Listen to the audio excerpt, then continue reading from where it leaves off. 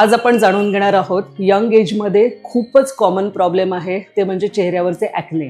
ॲक्नेला आपण मराठीमध्ये मुरूम किंवा पुटकुळ्या, फोड असं म्हणतो. ह्याची आपण कारणं जाणून घेऊ की ही कुठल्या एज ग्रुपमध्ये जास्ती बघितले जातात आणि ह्याचा उद्भव कसा होतो, याची सुरुवात कुठून होते. नमस्कार, मी doctor Swapna Athavale, plastic and cosmetic surgeon from Pune. आज आपण लक्षात घेऊया वेगवेगळ्या प्रकारचे ॲक्ने आणि त्याचे ट्रीटमेंट. तर ॲक्ने हा युजली चालू होणारा प्रॉब्लेम आहे यंग ॲडोलसंट एजमध्ये.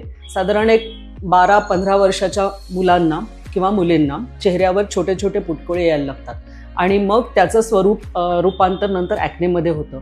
योग्य ट्रीटमेंट नाही घेतली तर ॲक्यूट ॲक्नेची फेज नंतर कन्वर्ट होते क्रॉनिक ॲक्नेमध्ये.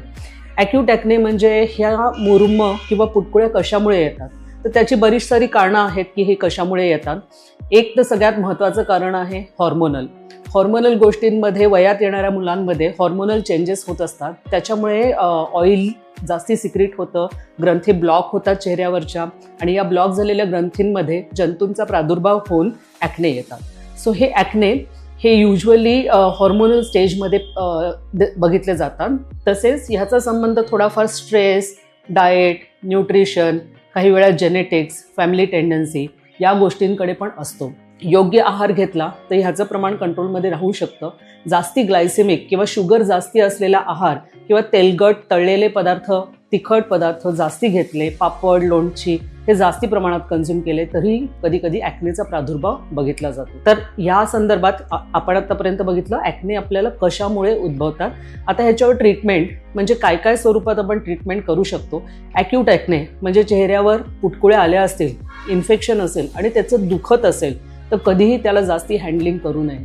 ॲक्यूट ॲक्नेसाठी काही औषधं, गोळ्या आहेत जे पोटातनं घेतल्या जातात आणि काही क्रीम स्वरूपाचे औषध आहेत जे ॲक्नेला आपण चेहऱ्यावर लावू शकतो.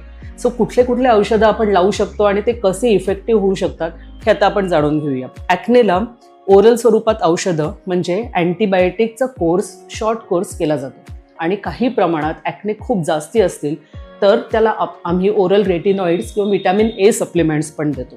याचबरोबर या सप्लिमेंटबरोबर आपल्याला चेहऱ्याला ॲक्ने लोकल ऑइंटमेंट्स लावायला लागतात. कुठल्या स्वरूपात लावायला लागतात तर रेटिनॉइड्स आपण लोकल ऑइंटमेंट्समध्ये नेहमी इन्क्लूड करतो. ह्याने ब्लॉक पोर्स ओपन होतात आणि इन्फ्लमेशन कमी होतं.